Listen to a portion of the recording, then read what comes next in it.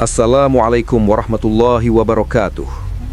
Kalian mengira puasa hanyalah tradisi menahan lapar, sebuah ritual tahunan yang melelahkan. Tapi jika kita memutar balik jam kosmik ini, kita melompat ke bulan Sya'ban tahun kedua Hijriyah, 18 bulan setelah Rasulullah hijrah ke Madinah. Saat itu, umat Islam sedang membangun fondasi peradaban baru. Tiba-tiba, sebuah transmisi ilahi memecah keheningan. Wahyu yang begitu berat turun membawa kode perintah tertinggi. Ya ayyuhalladzina amanu kutiba alaikumus siyam, kama kutiba alal ladzina min qablikum. Hai orang-orang yang beriman, diwajibkan atas kamu berpuasa, sebagaimana diwajibkan atas orang-orang sebelum kamu. Al-Baqarah ayat 183. Perhatikan kata sebelum kamu. Sang desainer utama sudah menginstal protokol ini ribuan tahun sebelumnya. Saya The Rider. Saya melacak jejak protokol biologis ini ke masa lalu. Nabi Daud alaihissalam memprogram ulang tubuhnya dengan puasa paling presisi. Sehari puasa, sehari berbuka. Hadis riwayat Bukhari nomor 3420 menyebutnya sebagai puasa yang paling dicintai Allah. Mundur lebih jauh, Nabi Musa alaihissalam melakukan override pada sistem biologisnya, berpuasa 40 malam berturut-turut di Gunung Sinai sebelum menerima wahyu. Surah Al-A'raf ayat 142. Puasa bukan sekadar ibadah spiritual. Ini adalah protokol maintenance dan insting survival paling mutakhir di muka bumi. Dan hari ini, sains molekuler modern baru mulai menyadari apa yang sebenarnya terjadi di dalam darah kalian. Waktu menunjukkan pukul 3 pagi di wilayah Khatulistiwa. Gelap, dingin, dan sebagian besar mesin biologis manusia masih dalam mode tidur. Tapi sebuah alarm kosmik berbunyi. Ini adalah fase preload atau yang kalian sebut sebagai sahur. Banyak yang meremehkan fase ini, memilih untuk terus tidur karena merasa kuat. Itu adalah kesalahan teknis yang fatal. Rasulullah sallallahu alaihi wasallam mengeluarkan sebuah instruksi absolut. Tasahharu fa inna fis suhuri barakah. Bersahurlah kalian, karena pada sahur itu ada keberkahan. Hadis riwayat Bukhari nomor 1923 dan Muslim nomor 1095. Kata berkah di sini bukan sekadar magis. Secara molekuler, sahur adalah proses injeksi bahan bakar slow release ke dalam tangki glikogen kalian. Kurma, air, dan serat kompleks yang masuk ke lambung tidak langsung dibakar. Tubuh menyimpannya dengan sangat efisien, mencegah terjadinya katabolisme otot di siang hari. Bahkan jika kalian hanya sanggup meneguk segelas air, lakukanlah. Karena tepat pada saat imsak, gerbang suplai eksternal akan dikunci rapat. Dan saat matahari terbit, mesin kalian akan diuji.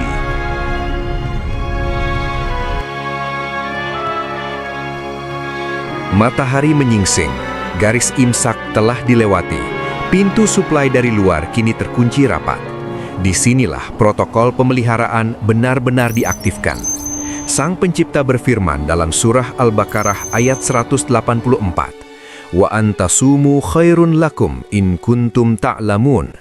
Dan berpuasalah, itu lebih baik bagimu jika kamu mengetahui.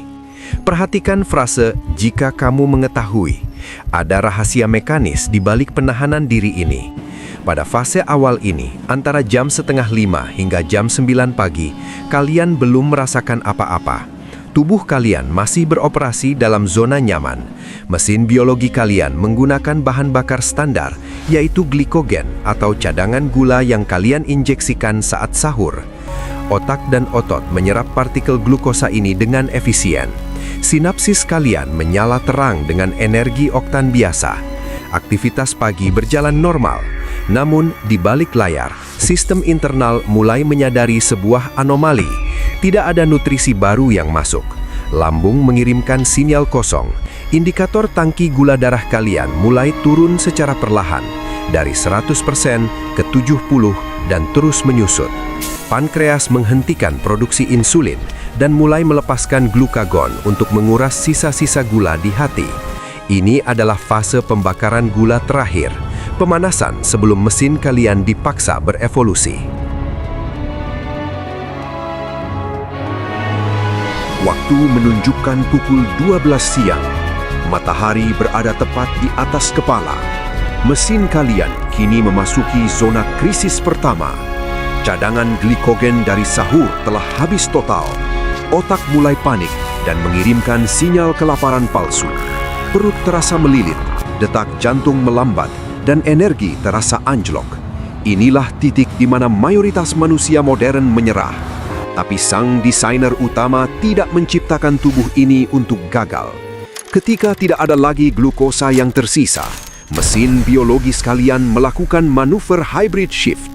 Hati atau liver kalian secara otomatis meretas cadangan lemak membandel yang menumpuk selama 11 bulan terakhir. Lemak itu dihancurkan dan diubah menjadi molekul energi tingkat tinggi yang disebut keton. Keton adalah bahan bakar super bersih, jauh lebih jernih dan kuat daripada gula. Otak kalian menyerap keton ini, membuat fokus menjadi setajam silet. Efek samping dari pembakaran lemak ini adalah keluarnya gas keton melalui pernafasan. Manusia menciumnya sebagai bau mulut yang tidak sedap. Namun Rasulullah Shallallahu Alaihi Wasallam mengungkapkan sebuah rahasia dimensi atas. Beliau bersabda, sungguh bau mulut orang yang berpuasa lebih harum di sisi Allah daripada bau minyak kasturi. Hadis riwayat Bukhari nomor 1894. Apa yang kalian anggap sebagai bau busuk bagi penduduk langit adalah aroma dari sebuah mesin yang sedang menyucikan dirinya sendiri.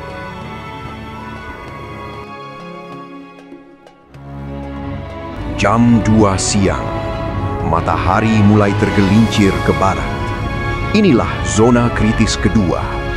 Perut kalian berbunyi kencang, kepala terasa ringan, emosi mulai tidak stabil. Kalian mengira tubuh sedang menderita atau sekarat. Salah besar. Di detik inilah mukjizat medis terbesar dalam sejarah biologi sedang terjadi. Pada tahun 2016, seorang ilmuwan Jepang bernama Yoshinori Ohsumi memenangkan hadiah Nobel kedokteran karena berhasil memecahkan kode mekanisme ini. Namanya autofagi. Berasal dari bahasa Yunani, auto artinya diri sendiri dan fagi artinya memakan. Secara harfiah, tubuh kalian sedang memakan dirinya sendiri. Tapi tenang, ia bukan kanibal sembarangan. Sel-sel kalian yang kelaparan berubah menjadi pasukan pembersih yang sangat agresif. Karena tidak ada asupan makanan dari luar, mereka mulai berburu di dalam. Mereka mencari sel-sel yang rusak, protein tua yang mengendap, bangkai virus, dan bahkan bibit-bibit kanker yang bersembunyi di dalam DNA kalian. Sampah-sampah biologis ini dilahap, dihancurkan, dan didaur ulang menjadi sel-sel baru yang lebih muda dan kuat. Rasa lapar yang menyiksa kalian sekarang sebenarnya adalah rasa sakit dari proses detoksifikasi massal. Kalian sedang di-reset ke pengaturan pabrik.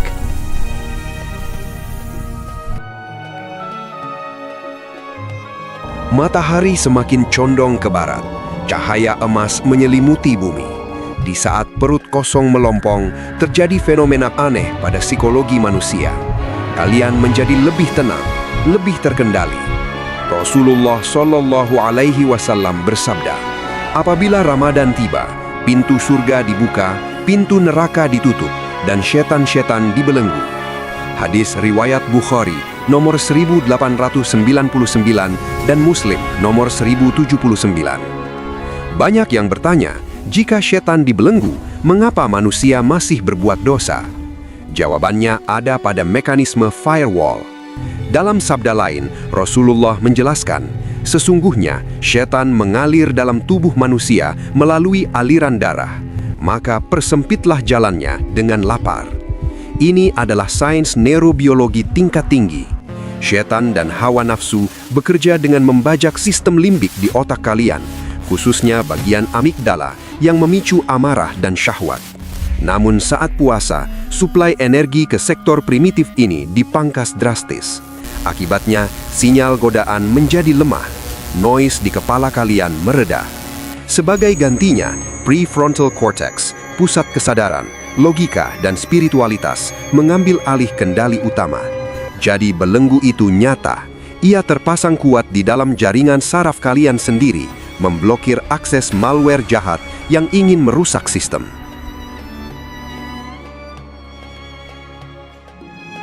Langit berubah menjadi merah saga. Matahari menyelesaikan tugasnya. Tepat pada pukul 18.00, sirine kemenangan berbunyi. Protokol puasa harian selesai. Sistem kalian kini berada dalam kondisi paling sensitif, ibarat spons kering yang siap menyerap apa saja.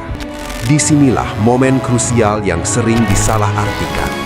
Banyak dari kalian yang merayakannya dengan pesta pora. Gorengan, es manis, santan, semuanya dihantam sekaligus. Itu adalah sabotase. Mesin yang baru saja dibersihkan, kalian kotori lagi dalam hitungan detik. Rasulullah Shallallahu Alaihi Wasallam mengajarkan cara reboot yang presisi. Beliau berbuka dengan rutab atau kurma basah. Jika tidak ada, maka tamar atau kurma kering. Jika tidak ada, maka seteguk air. Hadis riwayat Abu Daud nomor 2356. Ini bukan sekadar tradisi gurun. Fruktosa pada kurma adalah satu-satunya gula yang bisa dikirim kilat ke otak tanpa membebani pankreas yang sedang istirahat. Air menghidrasi sel yang kering kerontang. Namun ingat peringatan sang desainer, wakulu washrobu wala tusrifu. Makan dan minumlah, dan janganlah berlebih-lebihan. Surah Al-A'raf ayat 31. Jika kalian melanggar kode ini, darah akan ditarik paksa dari otak ke perut. Oksigen menipis, kalian akan crash, mengantuk, dan malas beribadah. Sia-sia. Pertanyaan terakhir yang paling krusial. Mengapa harus 30 hari? Mengapa sang desainer tidak cukup memerintahkan 1 minggu saja? Al-Quran menyebutnya ayaman ma'dudat, beberapa hari yang ditentukan. Sains modern akhirnya menemukan jawaban di balik durasi spesifik ini. Tubuh manusia memiliki siklus biologis yang kaku. Sel darah putih kalian membutuhkan waktu sekitar 21 hari untuk diperbaharui sebagian besar. Namun, keajaiban sebenarnya terjadi di sumsum tulang belakang. Saat tubuh dipaksa berpuasa secara konsisten selama 4 minggu, terjadi lonjakan masif produksi stem cell atau sel punca. Ini adalah sel induk murni yang belum memiliki identitas.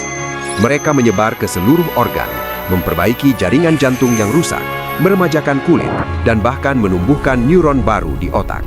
Proses reboot total ini tidak bisa terjadi dalam semalam. Ia butuh konsistensi, butuh momentum. 30 hari adalah waktu minimum yang diperlukan untuk memutus sirkuit kebiasaan lama di otak dan menginstal firmware karakter yang baru. Jadi, ketika kalian mencapai garis finish di hari kemenangan nanti, kalian bukan lagi orang yang sama dengan yang memulai puasa ini. Kalian telah berevolusi secara fisik, mental, dan spiritual.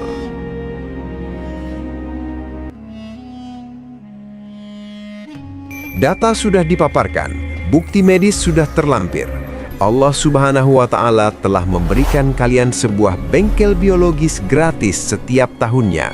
Sebuah kesempatan emas untuk mereset ulang mesin tubuh dan jiwa kalian ke kondisi prima. Namun, ada satu peringatan terakhir yang harus saya sampaikan. Sebuah ancaman yang terekam dalam arsip langit. Rasulullah Shallallahu Alaihi Wasallam pernah mengaminkan doa malaikat Jibril. Celakalah seorang hamba yang mendapati bulan Ramadan, kemudian Ramadan berlalu dalam keadaan dosa-dosanya belum diampuni. Hadis riwayat Al-Hakim dan At-Tirmidzi. Bayangkan, kalian masuk ke dalam bengkel suci ini selama 30 hari, tapi saat keluar, mesin kalian masih rusak, kotor, dan berkarat karena kalian curang dalam menjalankannya. Itu adalah kerugian total yang tak terhitung. Jangan biarkan Ramadan ini berlalu hanya sebagai ritual lapar dan dahaga tanpa makna. Jadikan ini titik balik evolusi kalian. Saya The Rider. Sampai jumpa di misteri berikutnya. Wassalamualaikum.